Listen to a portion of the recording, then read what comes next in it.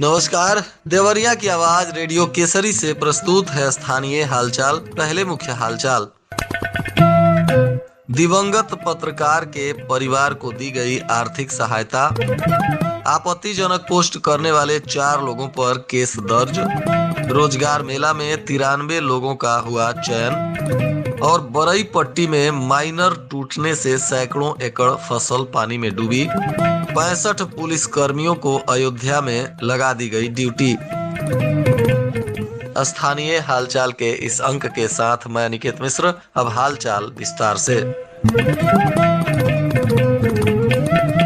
सदर विधायक शलभ मणि त्रिपाठी एवं जिलाधिकारी अखंड प्रताप सिंह ने पत्रकार धर्मेंद्र कुमार मिश्रा, जो पीपरपाती देवरिया के निवासी हैं, उनकी असामयिक मृत्यु पर उनकी पत्नी नीकू मिश्रा को उनके घर पर जाकर मुख्यमंत्री विवेकाधीन कोष के अंतर्गत राहत राशि स्वरूप 5 लाख रुपए का चेक प्रदान किया। सदर विधायक एवं जिलाधिकारी ने शोक संवेदना व्यक्त की और उन्हें हर संभव सहयोग के लिए आश्वस्त किया। सदर विधायक ने कहा कि मुख्यमंत्री योगी आदित्यनाथ जी पत्रकारों एवं उनके परिजनों के हर दुख सुख की घड़ी में उनके साथ खड़े हैं। उन्होंने मुख्यमंत्री विवेकाधीन कोष से 5 लाख रुपए की राहत राशि प्रदान करने के लिए मुख्यमंत्री योगी जी का आभार व्यक्त किया। सोशल मीडिया पर आपत्तिजनक पोस्ट डालने वालों पर पुलिस ने केस दर्ज किया है। बताया जा रहा है कि इसमें एक नामजद सहित 4 अज्ञात लोगों के खिलाफ केस दर्ज है। लार थाना क्षेत्र के हरखौली निवासी वीरेंद्र शर्मा अपने ही गांव के एक व्यक्ति के खिलाफ आपत्तिजनक पोस्ट कर दिए। इस मामले की जानकारी होने पर पीड़ित ने सीओ सलेमपुर और थानाध्यक्ष लार को आवेदन लिखा, जिसके बाद पुलिस ने वीरेंद्र शर्मा पुत्र स्वर्गीय राम नक्षत्र शर्मा निवासी हरखौली सहित 4 अज्ञात के खिलाफ केस दर्ज किया है। वहीं विकास खंड परिसर भटनी देवरिया में दीनदयाल उपाध्याय ग्रामीण कौशल्य योजना के अंतर्गत कौशल विकास मिशन एवं जिला सेवा योजन कार्यालय के संयुक्त तत्वाधान में रोजगार मेला आयोजित किया गया था। मेला का उद्घाटन ब्लॉक प्रमुख भटनी रामाशंकर यादव के द्वारा किया गया। इस दौरान कुल 217 अभ्यर्थियों ने इस मेला में हिस्सा लिया, जिनमें से 93 अभ्यर्थियों का चयन विभिन्न कंपनियों के द्वारा कर लिया गया। तरकुलवा ब्लॉक के खजूरिया रजवाहा से निकली बरई पट्टी की माइनर कनकपुरा गन्ना तौल केंद्र और परसौनी गांव के बीच ओवरफ्लो होकर टूट गई। इससे करीब 50 किसानों की सैकड़ों एकड़ फसल डूब गई है। किसानों का आरोप है कि माइनर की सफाई के नाम पर खाना पूर्ति की गई है। बरई पट्टी माइनर 31 दिसंबर को भी रामपुर धौताल गाँव के सामने ओवरफ्लो होकर टूट गई थी, जिसके वजह से करीब 15 किसानों की 20 बीघा गेहूं की फसल बर्बाद हो गई थी। 2 सप्ताह बाद फिर से यह टूट गई, जिसके वजह से काफी किसानों का नुकसान हुआ है। जिलाधिकारी अखंड प्रताप सिंह ने सड़क सुरक्षा माह के अंतर्गत नेताजी सुभाष चंद्र बोस की जयंती यानी आगामी 23 जनवरी को जनपद में सड़क सुरक्षा तथा मतदाता जागरूकता के लिए मानव श्रृंखला आयोजित किए जाने तथा सड़क सुरक्षा शपथ भी दिलाने को लेकर एक बैठक की। इस दौरान उन्होंने सभी विभागों, एनजीओ, स्वयंसेवी संस्थाओं, सामाजिक संगठनों और एएनएस, एनसीसी, स्काउट गाइड, क्षेत्रीय जनों एवं कक्षा 8 से 12 तक तथा उच्च शिक्षा से जुड़े विद्यार्थियों को मानव श्रृंखला में भागीदारी सुनिश्चित करने को लेकर बल दिया। जिलाधिकारी ने कहा कि मानव श्रृंखला की सभी तैयारियों पर विस्तृत कार्य योजना बनाकर काम किया जाएगा। अधिकारियों की ड्यूटी लगाई जाएगी एवं शपथ दिलाने को लेकर भी पूरी तत्परता से काम होगा। यह श्रृंखला प्रातः 11 बजे से निकाली जाएगी तथा इस बीच उन्हें सड़क सुरक्षा का शपथ दिलाने को लेकर भी अधिक से अधिक मतदान करने के लिए भी जागरूक किया जाएगा। अयोध्या में 22 जनवरी को होने वाले भगवान राम के प्राण प्रतिष्ठा कार्यक्रम की सुरक्षा व्यवस्था में एएसपी दीपेंद्र नाथ चौधरी समेत जिले के 65 पुलिसकर्मियों की ड्यूटी लगाई गई है। उधर बिहार बॉर्डर से जिले में प्रवेश करने वाले और जाने वाले वाहनों की चेकिंग की जा रही है। सुरक्षा के दृष्टिकोण से पुलिस शहर में शाम को फ्लैग मार्च भी कर रही है। उधर शहर में भारी वाहनों की एंट्री पर रोक लगा दी गई है। एसपी संकल्प शर्मा के द्वारा बताया गया कि बॉर्डर चौकियों पर भी सुरक्षा बढ़ा दी गई है। घर के चौक और खेत में कबड्डी के गुर सीखते हुए शिफा खातून अब नेशनल गेम में अपना परचम फहराएगी। शिफा का अंडर 14 राष्ट्रीय कबड्डी टीम में चयन हुआ है। वह नेशनल स्तर पर आयोजित होने वाली कबड्डी प्रतियोगिता में यूपी से प्रतिभाग करेंगी। इस मुकाम पर पहुंचने वाली वह गोरखपुर मंडल की इकलौती खिलाड़ी बताई जा रही है।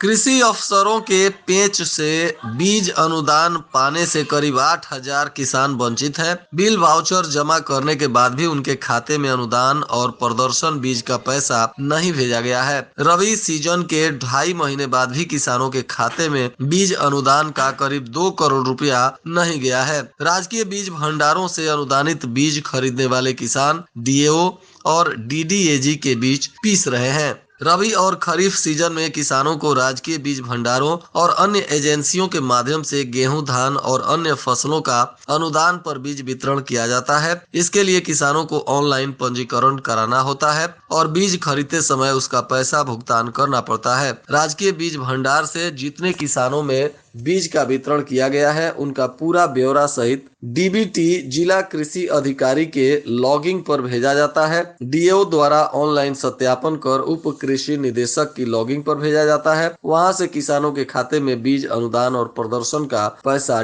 डीबीटी कर दिया जाता है। इस साल रबी सीजन में करीब 2,000 किसानों ने ब्लॉक पर राजकीय कृषि बीज भंडारों तथा अन्य एजेंसियों के माध्यम से 12,000 क्विंटल अनुदानित गेहूं बीज की खरीद की है। गेहूं बीज पर किसानों को 50% अनुदान के हिसाब से करीब 2 करोड़ रुपए किसानों का बकाया है, जो अब तक नहीं जा सका है। परिषदीय विद्यालयों के ऊपर से गुजर रहे हाई टेंशन तार को जल्द ही हटाया जाएगा। बेसिक शिक्षा विभाग द्वारा हाई टेंशन तार को हटाने की विभागीय कवायद शुरू कर दी गई है। हाई टेंशन तार हटने से बच्चों और अभिभावकों को काफी राहत मिलेगी। पूरे जिले में 124 परिषदीय स्कूलों के ऊपर से 11,000, 33,000, 220 और 440 वोल्ट के हाई टेंशन तार गुजर रहे हैं। इन विद्यालयों में तार और पोल को शिफ्ट करने के लिए बीएसए ने बिजली विभाग को एस्टीमेट बनाकर भेजने के लिए पत्राचार किया है। 26 जनवरी गणतंत्र दिवस के आयोजन को लेकर जिलाधिकारी अखंड प्रताप सिंह ने कलेक्ट्रेट के सभागार में बैठक की। उन्होंने इस पर्व को परंपरागत रूप से मनाए जाने को लेकर कार्यक्रमों की रूपरेखा तय कर दी और सभी अधिकारियों को अपने अपने कार्यालयों की साफ सफाई, सजावट, झालर आदि 20 जनवरी से ही लगाने का निर्देश दिया है। सभी कार्यालय अच्छी तरह से प्रकाशमय और सजे और सजाए जाएंगे। उन्होंने औद्योगिक आस्थानों, वाणिज्यिक प्रतिष्ठानों को भी सजाने और प्रकाशमय करने की अपेक्षा की है। कहा है कि यह पर्व पूरी भव्यता के साथ मनाया। देवरिया शहर का न्यू कॉलोनी मुहल्ला पॉश इलाके में गिना जाता है। कभी चौड़ी सड़कें यहाँ की पहचान हुआ करती थी, लेकिन वर्तमान में कई निजी nursing home, clinic, pathology centre खुलने के बाद सड़क पर ही वाहन खड़ा होने और अतिक्रमण करके दुकानें बनाने को लेकर अब आधी सड़क बची है, जिससे लोगों को जाम की भारी समस्या से जूझना पड़ता है। प्रधानमंत्री आयुष्मान योजना में आंख का ऑपरेशन किए बिना 12,000 रुपए भुगतान लेने का मामला प्रकाश में आया है। प्रतिपूर्ति के इस खेल के खुलासे के बाद योजना से जुड़े जिले के 17 निजी अस्पतालों में करोड़ों के गोलमाल की आशंका जताई जा रही है। योजना को टकसाल बनाने वाले निजी अस्पतालों पर शिकंजा कसने की तैयारी है। डीएम ने ऐसे अस्पतालों में इलाज कराने वाले मरीजों की सूची मिलने के बाद सभी एसडीएम को जाँच करने का निर्देश दिया है। यूपी बोर्ड परीक्षा में इस बार केंद्रों पर नकल रोकने को लेकर विभाग पूरा फोकस कर चुका है। सभी परीक्षा केंद्रों पर व्यवस्थापक के साथ ही एक अतिरिक्त व्यवस्थापक की भी तैनाती होगी। माध्यमिक शिक्षा परिषद यूपी बोर्ड में इस बार हाई स्कूल और इंटर के करीब 1.28 लाख परीक्षार्थी शामिल हो रहे हैं। मईल में राम जानकी मार्ग पर बने पुल के पास लगभग 3 महीने से बड़े बड़े गड्ढे हो गए थे। आए दिन दुर्घटनाएं हो रही थी। लोगों की ओर से कई बार प्रशासन को अवगत कराया गया, परंतु गड्ढे नहीं भरे गए। अब बताया जा रहा है कि बरहज थाना क्षेत्र के बड़का गांव निवासी अजय ठाकुर और बबलू यादव गड्ढे में अनियंत्रित होकर गिर गए थे, जिससे अजय की मौत हो गई और बबलू घायल हो गए। इस क्षेत्र के युवाओं ने इस घटना के बाद गिट्टी और मिट्टी लेकर गड्ढे की भराई की। श्रमदान करने वाले युवाओं में कामेश्वर गुप्ता, मन्नी, भीम, अमित, अजय शर्मा, अमन मदेसिया, श्याम सुंदर, मुन्नी आदि लोगों ने श्रमदान कर इस गड्ढों को भर दिया ताकि आगे यहां से अब दुर्घटना न हो सके।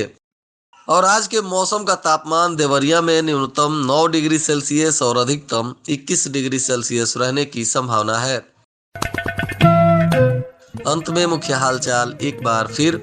दिवंगत पत्रकार के परिवार को दी गई आर्थिक सहायता। आपत्तिजनक पोस्ट करने वाले 4 लोगों पर केस दर्ज। रोजगार मेला में 93 लोगों का हुआ चयन। और बरई पट्टी में माइनर टूटने से सैकड़ों एकड़ फसल पानी में डूबी। 65 पुलिस कर्मियों को अयोध्या में लगा दी गई ड्यूटी। इसके साथ ही रेडियो केसरी से प्रसारित स्थानीय हालचाल का यह अंक समाप्त हुआ। नमस्कार।